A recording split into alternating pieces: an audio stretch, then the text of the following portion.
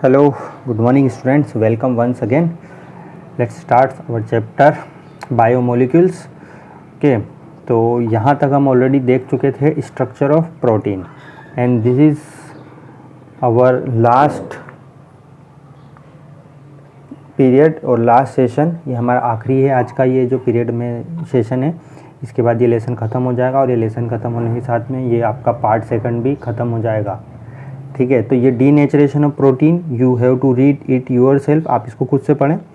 ठीक है, क्योंकि बायोलॉजी का है और ये भी थोड़ा स्किप भी हुआ है कुछ टॉपिक्स, तो आप इनको खुद से रीड कर लेना। एंजाइम्स ये भी आप खुद से रीड करेंगे, इसका मैकेनिज्म ऑफ एंजाइम, ये सारे बायो के टॉपिक है। विटामिन्स वगैरह इनको आप खुद से पढ़ें। ठीक, और जैसे classification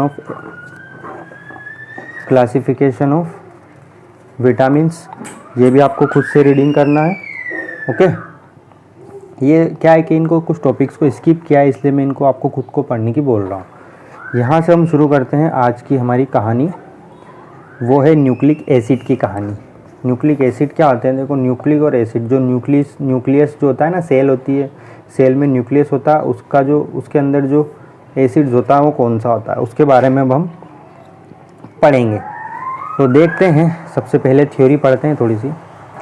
every generation of each and every species resemble its ancestor in many way. आपको पता ही है, हर जनरेशन या हर स्पीशीज अपने एंसेस्टर मतलब पूर्वजों से मिलती जुलती है। How are this characteristics transmitted from one generation to the next? ये जो कैरेक्टर होते हैं ये एक जनरेशन से दूसरी जनरेशन में कैसे ट्रांसफ़र हो जाते हैं?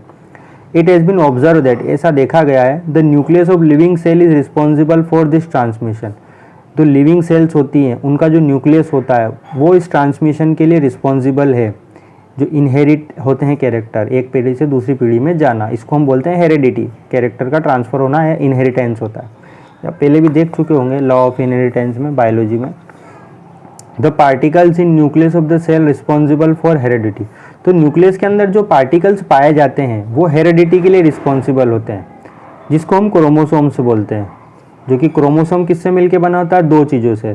एक होता है प्रोटीन से मिलके बनता है क्रोमोसोम, एंड दूसरा होता है जिसको हम बोलते हैं न्यूक्लिक एसिड। तो प्रोटीन और न्यूक्लिक एसिड से मिलके आपका क्रोमोसोम बनता है। तो प्रोटीन के बारे में तो हम ऑलरेडी पढ़ चुके हैं सब कुछ, कितने तरह के प्रोटीन है। दूसरा मॉलिक्यूल है आपका न्यूक्लिक एसिड, इसके बारे में अब हमको डिटेल में पढ़ना है। These are mainly of two types, दो तरह के न्यूक्लिक एसिड होते हैं। फर्स्ट वन होता है डीऑक्सी राइबो न्यूक्लिक एसिड, जिसको हम डीएनए बोलते हैं, deoxy ribo nucleic acid, and दूसरा होता है ribo nucleic acid RNA. Since nucleic acid are long chain, देखो ये भी एक लॉन्ग चेन होती है, मैंने आपको बताया था चेन, लॉन्ग चेन होती है पॉलीमर की। पॉलीमर क्या है? कौन सा पॉलीमर? न्यूक्लियोटाइड्स का। जैसे एक न्यूक्लियोटाइड है, दूसरा न्यूक्लियोटाइड है, तीसरा न्यूक्लियोटाइड, चौथा, पांचवा, ऐसे बहुत सारे न्यूक्लियोटाइड आपस में ज्वाइंट होते हैं और आपस में ज्वाइंट होकर बना लेते हैं पॉलीन्यूक्लियोटाइड, है ना। जैसे बहुत सारे अमीनो एसिड आपस में ज्वाइंट हो जाते हैं और आपस में एक अमीनो एसिड, दूसरा अमीनो, तीसरा, ऐसे बहुत सारे अमीनो एसिड जुड़कर एक प्रोटीन बनाते हैं। उसी तरह से बहुत सारे न्यूक्लियोटाइड आपस में जुड़कर पॉलीन्यूक्लियोटाइड बनाते हैं। इस पॉलीन्यूक्लियोटाइड्स को ही हम बोलते हैं डीएनए। पॉली मतलब बहुत सारे क्या? न्यूक्लियोटाइड्स। देखो ये यहाँ पर एक साइंटिस्ट के बारे में थोड़ा सा जिक्र किया हुआ है, you can see this, James Dewey Watson. ये आप खुद से पढ़ लेना कौन है ये वॉटसन एंड क्रिक, जिसने इसका स्ट्रक्चर के बारे में आपको जानकारी दी थी। तो अब हम इसका केमिकल कंपोजिशन देखेंगे। ओके, केमिकल कंपोजिशन किस तरह से होता है। तो केमिकल कंपोजिशन, कौन कौन से केमिकल्स इसमें पाए जाते हैं न्यूक्लिक एसिड में? तो कंप्लीट हाइड्रोलिसिस, जब हम इसका हाइड्रोलिसिस करते हैं डीएनए का और आरएनए का, मतलब इसका वाटर के साथ में रिएक्शन करा के हम इसका हाइड्रोलिसिस करने पर आपको एक तो पेंटोज शुगर मिलेगी, शुगर पेंटोज, देखो पेंटोज, ठीक है, पेंटोज शुगर आपको मिलेगी, फास्फोरिक एसिड आपको मिलेगा और नाइट्रोजन कंटेनिंग हेटेरोसाइक्लिक कंपाउंड, जिसको हम बोलते हैं बेस। तीन चीज़ें आपको मिलती है डीएनए से, पेंटोज शुगर मिलेगी, फास्फोरिक एसिड मिलेगा और आपको थर्ड मिलता है बेस, जो कि नाइट्रोजन वाले बेस होते हैं। इन डीएनए मॉलिक्यूल में देखें तो शुगर मायोटी, जो शुगर होती है, देखो पेंटोज शुगर है ना, शुगर मतलब कार्बोहाइड्रेट, कौन सी शुगर होती है इसमें? Beta D2 deoxy ribo. देखो बीटा का मतलब भी बता चुका हूँ मैं, डी का मतलब भी बता चुका हूँ। 2 deoxyribose whereas in RNA, लेकिन आरएनए की बात करें तो ये होती है बीटा डी राइबोज। देखो दोनों में फ़र्क क्या है अभी आपको समझ में आ जाएगा। देखो पेंटोस शुगर है, मतलब इसमें 5 कार्बन की चेन होगी। देखो पेंटोस शुगर है ना, तो इसमें 5 कार्बन चेन होगी, 1 2 3 4 एंड 5। 5 कार्बन है इसमें, इसलिए इसको पेंटोस बोला गया। अब ये शुगर है, तो शुगर में देखो ये कार्बन नंबर 1 पे देखो आप हाइड्रोक्साइल ग्रुप अप पोजीशन पर है। जब अप पोजीशन पर होता है ये 1 पोजीशन पर, जब ये OH ग्रुप ऊपर की तरफ होता है तो हम इसको बोलते हैं बीटा, ठीक है। और डी का मतलब भी मैं आपको बता चुका हूँ, पहले देखना।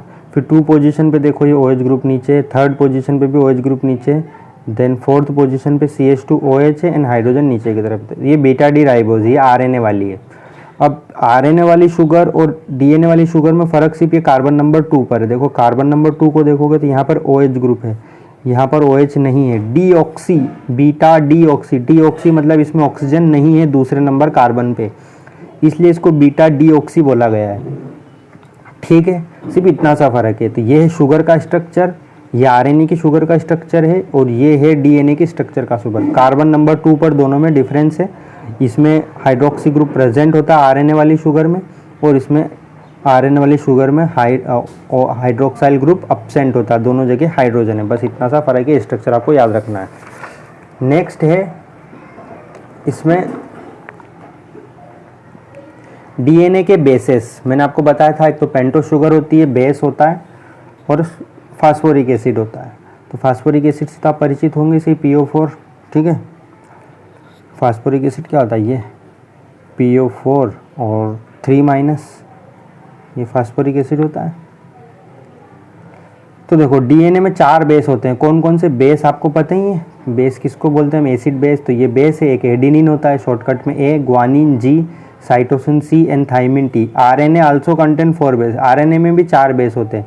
ये जो फर्स्ट 3 बेस है एडेनिन, ग्वानिन एंड साइटोसिन, ये तो दोनों में सेम होते हैं। बाकी जो चौथा बेस है थाइमिन, थाइमिन की जगह पर इसमें होगा यूरेसिल, बस इतना सा फ़र्क है।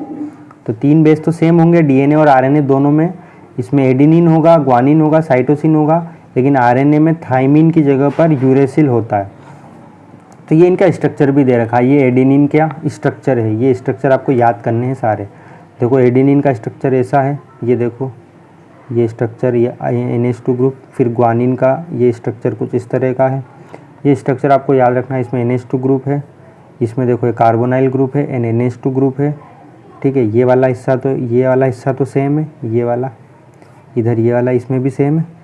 इधर ये NH2 ग्रुप है, इसमें NH2 ग्रुप है, एमिनो ग्रुप है, इसमें कार्बोनाइल ग्रुप है और NH2 ग्रुप है। ग्वानिन और एडेनिन में डिफरेंस है।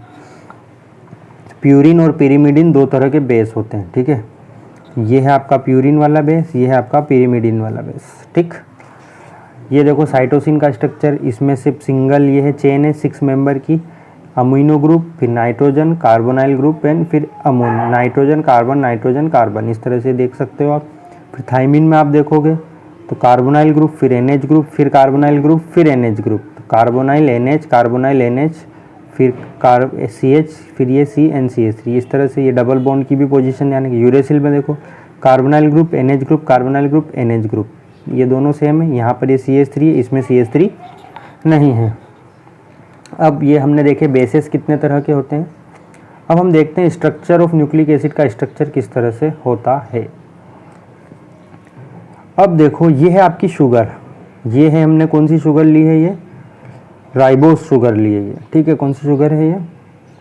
Ribose sugar. तो ये देखो ये नंबरिंग देखो, ये कार्बन नंबर 1 देखोगे आप, ये कार्बन नंबर 1 देखो, फिर 2 3 4। कार्बन नंबर 1 पे देखो 1 पोजीशन पे क्या था आपके, OH ग्रुप था ना ऊपर की तरह। अभी OH ग्रुप की जगह पर यहाँ पे बेस अटैच हो जाएगा। ये बेस कौन सा? ये वाले बेस, ये जो बेस अभी बताया ना, इन 1 2 3 4 5 बेसेस की में से कोई सा भी एक बेस यहाँ पे इस 1 पोजीशन पे अटैच होता है।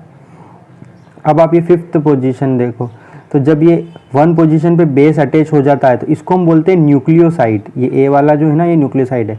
तो जब ये जो शुगर आपको दिख रही है, इस शुगर में अगर 1 पोजीशन पे अगर बेस अटैच हो जाता है तो इसको हम बोलते हैं न्यूक्लियोसाइड। अब ये 5th पोजीशन आप देखो, ये 5th पोजीशन पे जो कार्बन है, अगर ये 5th पोजीशन पे यहाँ पर ये PO4 ग्रुप अटैच हो जाए, ये OH की जगह पर यहाँ पर ये PO4 ग्रुप आ जाए, PO4, ये देखो फास्फोरस, फिर ऑक्सीजन माइनस, फिर फास्फोरस ऑक्सीजन डबल बॉन्ड, फिर ये, तो ये फास्फोरस 5th पोजीशन पे अगर ये फास्फोरिक एसिड अटैच हो जाए तो sugar, base and phosphoric acid, इन तीनों को एक साथ बोला जाता है न्यूक्लियोटाइड। ठीक है, तो एक बार और देख लो, 1 पोजीशन पे अगर बेस अटैच हो जाता है, इन पांचों बेस में से adenine, guanine, cytosine, thymine, uracil, इन पांचों बेस में से कोई सा भी एक बेस अगर अटैच है तो हम इसको बोलते हैं न्यूक्लियोसाइड। और जब 5th पोजीशन पे फास्फोरिक एसिड भी अटैच हो जाए शुगर के साथ में तो इसको हम बोलते हैं न्यूक्लियोटाइड। ठीक,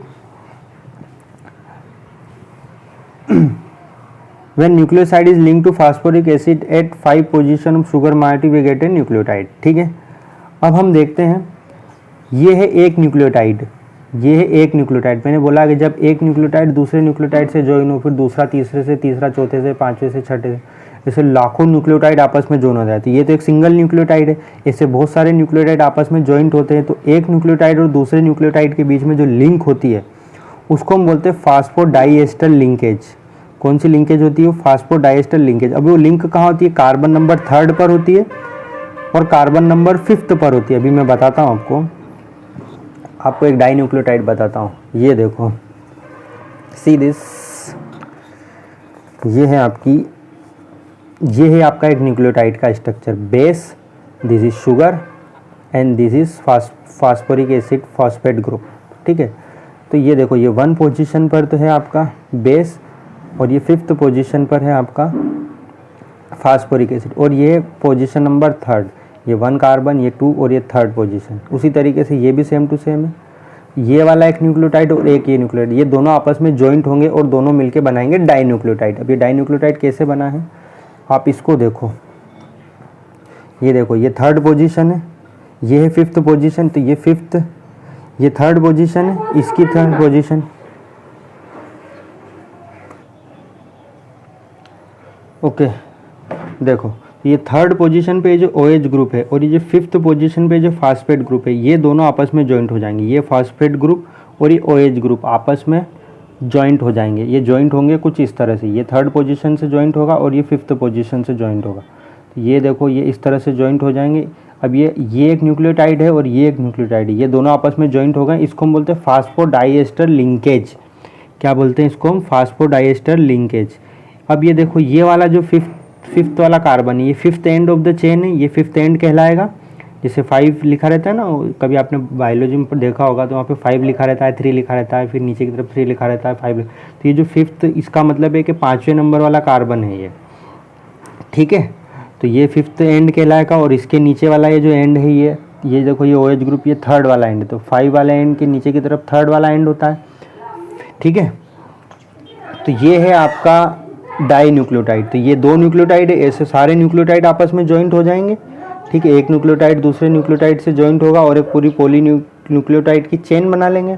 तो एक चेन बन जाएगी, फिर उसके अपोजिट दूसरी चेन होगी, तो 2 चेन आपस में जुड़ी रहेंगी। ठीक है, वो 2 चेन कैसे जुड़ती हैं उसके बारे में भी जानकारी ले लेते हैं। ये सिंप्लीफाइड वर्जन दे रहे हैं। देखो, शुगर है, शुगर से बेस जुड़ेगा, देन फॉस्फेट, फॉस्फेट शुगर, फिर बेस, फिर फॉस्फेट शुगर बेस, ये आपस में जुड़ के एक चेन बना लेते हैं। तो ये आपका एक DNA का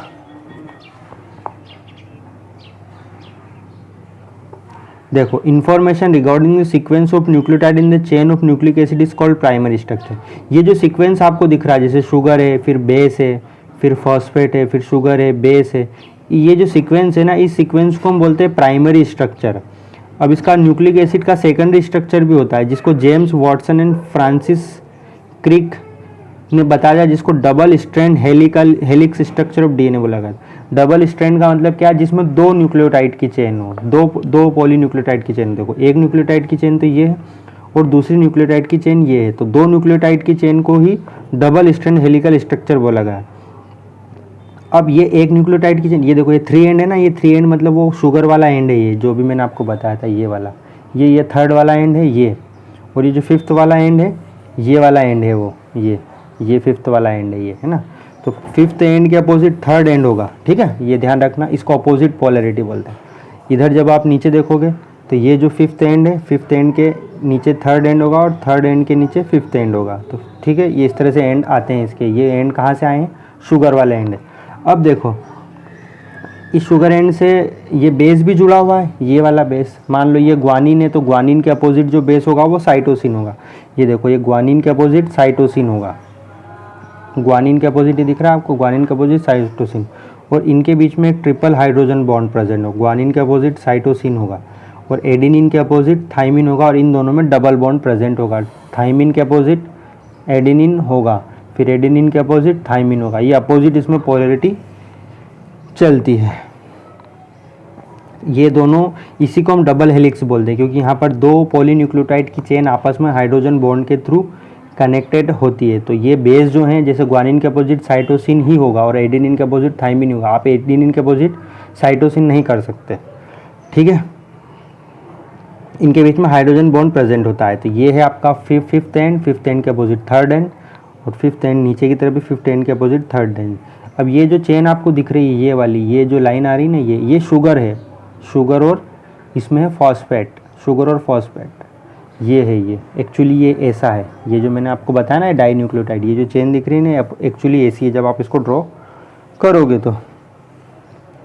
अब आप देखो, तो ये दोनों एक दूसरे के कॉम्प्लीमेंट्री होते हैं। कॉम्प्लीमेंट्री का मतलब क्या होता है? देखो, the two strand are complementary to each other. Complementary का मतलब ये था कि ग्वानिन के अपोजिट साइटोसिन होगा, ये इसका अपोजिट है, दोनों एक दूसरे के अपोजिट होते हैं। तो ग्वानिन का अपोजिट साइटोसिन ही होता है, एडेनिन का अपोजिट थाइमिन होता है। इसी को हम कम्प्लीमेंट्री बोलते हैं, ठीक है। ठीक, अगर अब हम आरएनए की बात करें, in secondary structure of RNA, अगर हम आरएनए का सेकेंडरी स्ट्रक्चर देखें, प्राइमरी स्ट्रक्चर तो सेम ही, सीक्वेंस ऑफ न्यूक्लियोटाइड का सीक्वेंस है। Helices are present which are only single stranded. इसमें हेलिक्स होगा लेकिन इसमें एक ही चेन होगी। पॉलीन्यूक्लियोटाइड की एक सिंगल चेन होती है। और कभी कभी क्या होता है, फोल्ड बैक, ये खुद में ही फोल्ड हो जाती है और डबल हेलिक्स भी बना लेती कभी कभी।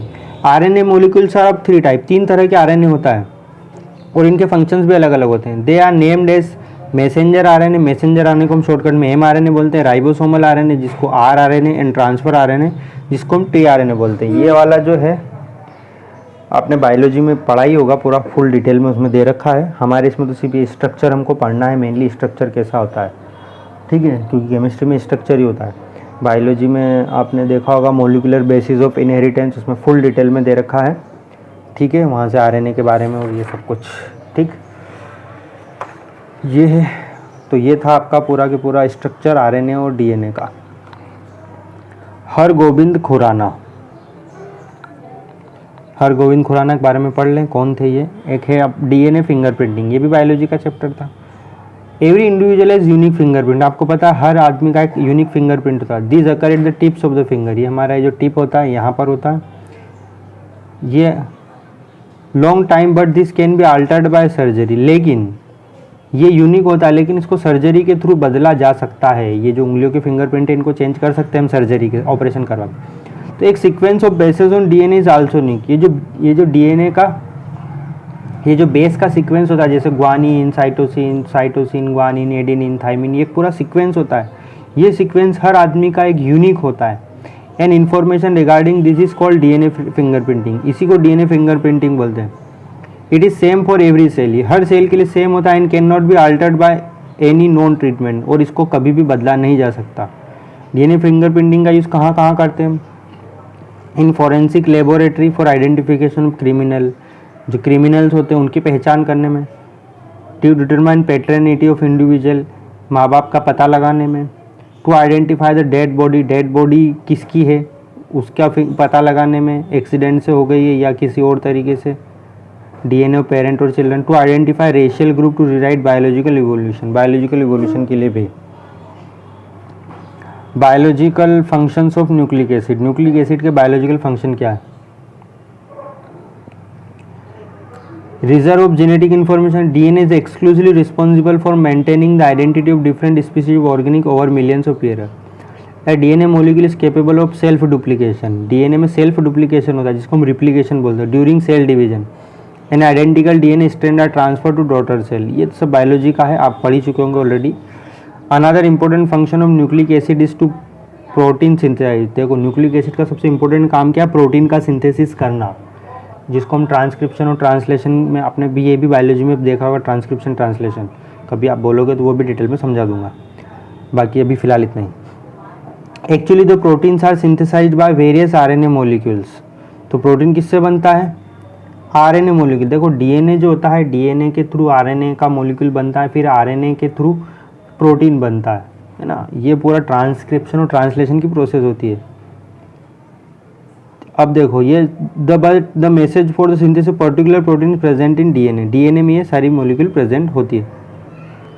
तो आप प्रोटीन को कौन सिंथेसाइज करता है, आरएनए सिंथेसाइज करता है, लेकिन ये एक्चुअल इन्फॉर्मेशन कहाँ होती है, डीएनए, क्योंकि डीएनए से आरएनए बनेगा। Okay, so this is all over this chapter. ये चैप्टर आपका क्लोज हुआ और आई थिंक कि ये जो हमारा पार्ट सेकंड है ये भी क्लोज हुआ आज से ही। कल से अब हम हमारा फर्स्ट पार्ट शुरू करेंगे। जो जो पढ़ाया आप इनकी सारे वीडियो को देख लें और जहाँ जहाँ डाउट्स है वो मुझसे पूछें, ठीक है। और क्वेश्चन की प्रैक्टिस ज़रूर करें, पुराने क्वेश्चन देख लें एक बार। Okay, bye bye, thank you. आप सभी का बहुत बहुत धन्यवाद इस वीडियो को देखने के लिए।